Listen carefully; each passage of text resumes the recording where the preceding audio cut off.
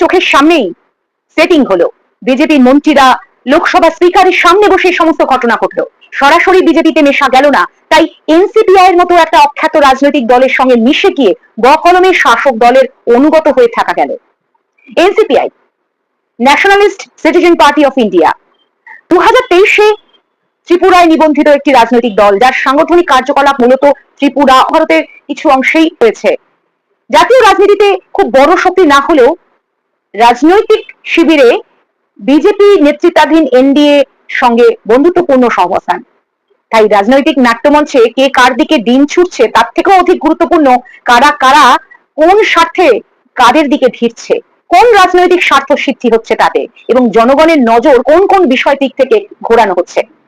বাংলার মানুষও কি আজকাল এই সমস্ত রাজনৈতিক সমীকরণের থেকে দিনের খোসার শব্দই বেশি শুনতে পাচ্ছেন? কিন্তু মানুষের বিশ্বাসের প্রতি শ্রদ্ধাশীল হওয়ার যে শপথ জনপ্রতিনিধিরা নেন তার কোনো গুরুত্ব রইল কি আর?